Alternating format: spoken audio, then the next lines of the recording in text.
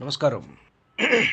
భగవద్గీత 5వ అధ్యాయము 26వ శ్లోకం. కామక్రోధవియుక్తానాం యతీనాం యతచేతసాం అభితో బ్రహ్మ నిర్వాణం వర్తతే విదితాత్మనాం. కామక్రోధ వియుక్తానాం కోరికలు కోపం నుండి విముక్తులైన వారు, యతీనాం నిరంతరము ప్రయత్నించే సాధకులు సన్యాసులు, యత చేతసాం మనస్సును అదుపులో ఉంచుకున్నవారు, అభితో అన్ని వైపులా ఈ లోకంలోనూ పరలోకంలోనూ కూడా బ్రహ్మ నిర్వాణం బ్రహ్మానందము అనగా మోక్షాన్ని వర్తతే వారికి లభిస్తుంది ఉంటుంది. విదితాత్మానం ఎవరికి అయ్యా అంటే ఆత్మజ్ఞానము కలిగిన వారికి. విదిత ఆత్మానం దీని తాత్పర్యం కామక్రోధాలకు దూరమైన వారు, మనస్సును జయించిన వారు మరియు ఆత్మజ్ఞానము కలిగిన మహర్షులకు లేదా సాధకులకు అంతటా అంటే జీవించి ఉన్నప్పుడు శరీరం వదిలిన తర్వాత కూడా పరబ్రహ్మ ప్రాప్తి లేదా మోక్షము సిద్ధించి ఉంటుంది. భగవంతుడు ఇక్కడ ఈ శ్లోకంలో మనకు మోక్షానికి కావలసినటువంటి 3 ముఖ్యమైనటువంటి అర్హతలను వివరించారు. Eligibility conditions. మోక్షానికి కావాల్సిన ఎలిజిబిలిటీ ఏమిటయ్యా అంటే ఆ మనిషిలో మొట్టమొదట కామము క్రోధము ఈ రెండు ఉండకూడదు. కామక్రోధ రాహిత్యం. భౌతికమైన కోరికలు కోపము అనేటువంటివి జ్ఞానానికి అతిపెద్ద శత్రువులు. వాటిని వదిలిపెట్టడం మొదటి మెట్టు, ఫస్ట్ ఎలిజిబిలిటీ. మనోనిగ్రహం. చంచలమైన మనస్సును అదుపు చేయడం ద్వారానే అంతఃకరణ శుద్ధి జరుగుతుంది. This is the second eligibility. ఆత్మజ్ఞానం. నేను ఈ శరీరాన్ని కాదు ఆత్మను అనే సత్యాన్ని గ్రహించిన వారికి శాంతి అనేది ఎక్కడో వెతకాల్సిన అవసరం లేదు, అది వారిలోనే ఉంటుంది. ఈ శ్లోకాన్ని మరింత లోతుగా ఒక తాత్విక కోణంలో మనం విశ్లేషిస్తే కొన్ని కీలకమైనటువంటి అంతరార్థాలు మనకు కనిపిస్తాయి. ఇది కేవలం సన్యాసుల గురించి మాత్రమే కాకుండా సామాన్య మానవుడు తన అంతర్గత ప్రయాణంలో తన లోపటి ప్రయాణంలో సాధించవలసినటువంటి స్థితిని వివరిస్తుంది. అభితః అంటే వర్తమానంలోనే ప్రజెంట్లోనే మోక్షము. సాధారణంగా మనం మోక్షం అంటే మరణానంతరం లభించేది అనే భావన ఉంటుంది. కానీ ఈ శ్లోకంలో అభితో బ్రహ్మ నిర్వాణం వర్తతే అని కదా వాడింది.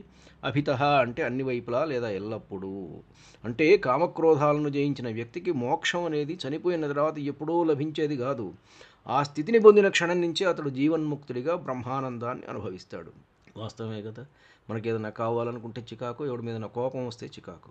మనకు కావాలి లేదు, కోపం లేదు. లేనప్పుడు ఆనందమే కదా ఉండేది. చికాకులు ఉండవు కదా. చికాకు లేకపోతే ఉండేది ఆనందమే కదా.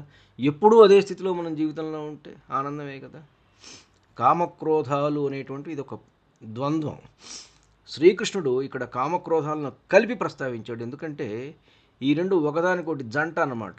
కామం తీరకపోతే పుట్టేది క్రోధమే. ఇది కామం అనేటువంటిది కోరిక. ఇది మన మనస్సును బయట ప్రపంచం వైపు పరిగెత్తిస్తుంది. కోరిక తీరినప్పుడు కలిగేటువంటి ప్రతిచర్య ఏమిటయ్యా అంటే అది క్రోధం. ఈ రెండు ఉన్న చోట మనస్సు ఎప్పుడూ అలజడిగానే ఉంటుంది. అందుకనే ఈ రెండింటి నుంచి వియుక్తానాం వేరుపడటము అంటే కేవలం వాటిని అణిచివేయటం కాదు, వాటిని మూలాలతో సహా జ్ఞానము అనే గడ్డపార తీసుకొని దాన్ని తవ్విపారేయటమే. విదితాత్మానాం ఆత్మ సాక్షాత్కారం. మనస్సును అదుపు చేయటం అనేది ఒక ప్రక్రియ అయితే ఆత్మను తెలుసుకోవడం అనేది గమ్యం. అంటే మనస్సును అదుపు చేయటం దిస్ ఇస్ ద ప్రాసెస్. దేనికోసం ఈ ప్రాసెస్ అయ్యా అంటే ఆత్మను తెలుసుకోవటం. ఆత్మను తెలుసుకోవాలంటే నువ్వు ముందు మనస్సును అదుపు చేయాలి. కేవలం మనస్సును నిగ్రహిస్తే అది శూన్యస్థితి కావచ్చు, కానీ ఆ స్థితిలో ఆత్మను దర్శించినప్పుడే అది పూర్ణత్వం అవుతుంది. తాను శరీరము మనస్సు ఈ రెండూ కాదు అని గ్రహించిన వాడికి బయట పరిస్థితులు ఏవీ కూడా దుఃఖాన్ని కలిగించలేవు. సరే, ఇక్కడ మనం ఎప్పుడు చెప్పుకున్నట్టుగా మనస్తత్వశాస్త్ర కోణాలు కూడా చూద్దాం.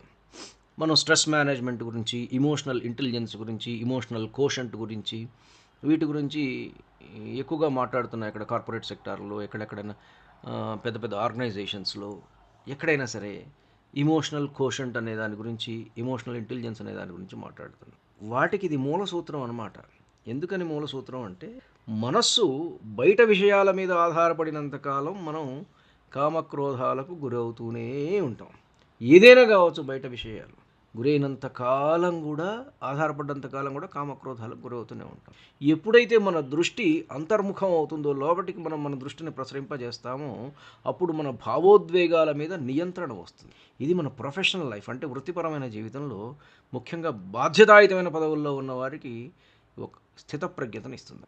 ఒక సాధకుడి ముందు ఈ శ్లోకం 3 స్టేజెస్, 3